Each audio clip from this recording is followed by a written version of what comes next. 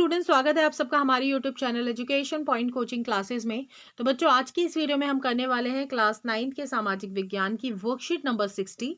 6 जनवरी की वर्कशीट है, तो शुरू करते हैं इस वर्कशीट को। बच्चों, आज की इस कार्यपत्रक में भी हम जलवायु पाठ को ही आगे करने वाले हैं, जिसमें हम एक बहुत ही अहम पॉइंट को करने वाले हैं, जो कि भारतीय मानसून को प्रभावित करने वाले अन्य कारक। देखो, अभी तक की वर्कशीट में हमने जितने भी कारक देखे हैं वो कहीं ना कहीं भारतीय जलवायु या भारतीय भौगोलिक स्थिति से ही प्रभावित होते हैं। लेकिन इसका मतलब ये नहीं है कि पूरे विश्व की जो स्थिति है वो भारतीय मानसून को प्रभावित नहीं करती। बहुत सी ऐसी विश्व की एक्टिविटीज है, बहुत सी ऐसी हवाएं हैं जो डायरेक्टली नहीं तो इनडायरेक्टली भारतीय मानसून को प्रभावित करती है। तो उन्हीं के बारे में हम इसमें जानेंगे। तो दक्षिणी महासागर के ऊपर दाब की स्थिति में परिवर्तन भी मानसून को प्रभावित करता है। जो हमारे दक्षिणी महासागर है उसमें कोई परिवर्तन होता है तो वो भी मानसून को प्रभावित करेगा। आमतौर पर जब उष्णकटिबंधीय पूर्वी दक्षिण प्रशांत महासागर उच्च दाब का अनुभव करता है तो उष्णकटिबंधीय पूर्वी हिंद महासागर कम दाब का अनुभव करता है। यानी कि बिल्कुल ऑपोजिट चल रहे हैं इन दोनों महासागरों के बीच में। लेकिन कुछ वर्षों में दाब की स्थिति में उलटफेर होता है। पूर्वी हिंद महासागर की तुलना में पूर्वी प्रशांत महासागर में कम दाब पाया जाता है। यानी कि हिंद महासागर में दाब ज्यादा पाया जाता है और प्रशांत महासागर में कम पाया जाता है। दाब की स्थिति में इस आवधिक परिवर्तन को हम कहते हैं दक्षिणी दोलन। आपसे पूछ सकते हैं दक्षिणी दोलन क्या है।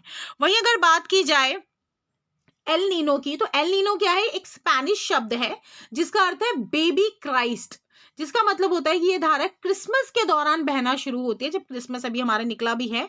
और एल नीनो एक ऐसी घटना है जिसमें पेरू के तट पर हर 2 से 5 साल में ठंडी धारा के स्थान पर एक गर्म समुद्री जल धारा बहती है। यानी कि ठंडी हवाओं की जगह एक गर्म समुद्री जल धारा बहती है और दक्षिणी महासागर के ऊपर दाब की स्थिति में परिवर्तन ही एल नीनो से जुड़े हैं। इसलिए इस घटना को एल नीनो यानी कि दक्षिणी दोलन के रूप में भी जाना जाता है। और एल नीनो ने व्यापारिक पवनें कमजोर हो जाती हैं और भारतीय उपमहाद्वीप में भी बारिश कम होती है। इसका मतलब इसका सीधा सीधा प्रभाव किसके ऊपर पड़ता है? हमारी स्थिति के ऊपर, हमारी बारिश के ऊपर, भारतीय हमारी बारिश के ऊपर। वहीं अगर बात की जाए कोरियोलिस बल क्या है, तो कोरियोलिस बल की अगर बात करें तो पृथ्वी के घूर्णन के कारण एक आभासी बल के कारण पवनी उत्तरी गोलार्ध में उत्तर से दाईं की ओर, अब आप देख सकते हैं ये भारत मतलब उत्तर से किस तरफ आ रही है? दाईं ओर आ रही है और दक्षिणी गोलार्ध में बाईं ओर जाना शुरू हो जाती हैं। तो इसी को हम कहते हैं जो बिल्कुल एकदम से अपनी स्थिति से बिल्कुल अलग व्यवहार कर रही हैं, इसको हम कहते हैं फेरेल नियम के अनुसार भी इसको जाना जाता है या इसको कोरियोलिस बल भी कहा जाता है। भारत में चक्रवाती मौसम प्रणाली के निर्माण में ये महत्वपूर्ण भूमिका निभाती है। तो आपको ये डायग्राम करना पड़ेगा, ये इंपॉर्टेंट है इस बल को प्रभावित करने के लिए। तो वहीं अगर प्रश्नों की बात की जाए तो सबसे पहला प्रश्न है दक्षिणी दोलन क्या है? तो दक्षिणी दोलन है हमारा जब अब जो हमारी स्थिति है वो परिवर्तित हो चुकी है। प्रशांत महासागर में कम बल की जो दाब है वो कम पाया जाता है और हिंद महासागर में ज्यादा पाया जाता है। पहले इसके ऑपोजिट होता था और इसी स्थिति को हम कहते हैं दक्षिणी दोलन। तो जो फर्स्ट पैराग्राफ है वो हमारा क्वेश्चन नंबर फर्स्ट का आंसर हो जाएगा। वहीं अगर बात करें क्वेश्चन नंबर 2 की कि एल नीनो क्या है, तो एल नीनो को हमें क्या बताना है? इसका महत्व प्रभाव भी बताना है। तो एल नीनो क्या है? एल नीनो एक स्पेनिश शब्द है जिसका मतलब होता है बेबी क्राइस्ट, यानी कि जब क्रिसमस के दौरान ये हवाएं बहना शुरू होती हैं और पेरू के तट पर हर 2 से 5 साल में ठंडी धारा बहती है, लेकिन कई बार एक गर्म हवाओं में परिवर्तित हो जाता है और इसी को एल नीनो बोला जाता है। और एल नीनो से व्यापारिक पवनें कमजोर होती हैं जिससे भारतीय मानसून में, भारतीय उपमहाद्वीप में बारिश की जो मात्रा है वो कम पाई जाती है। वहीं अगर प्रश्न 3 की बात करें तो उत्तर से पवनें उत्तरी गोलार्ध में दाहिनी और दक्षिणी गोलार्ध में दक्षिणी से बाईं और विक्षेपी क्यों हो जाती हैं?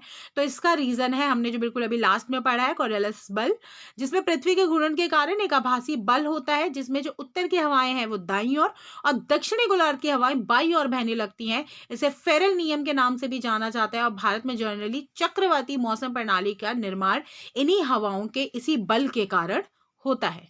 प्रश्न 4, भारतीय मानसून केवल भारतीय उपमहाद्वीप के भीतर हो रही परिघटनाओं पर निर्भर नहीं करता, बल्कि दुनिया भर में हो रही परिघटनाओं पर भी इस निर्भर करता है। इस कथन की पुष्टि कीजिए।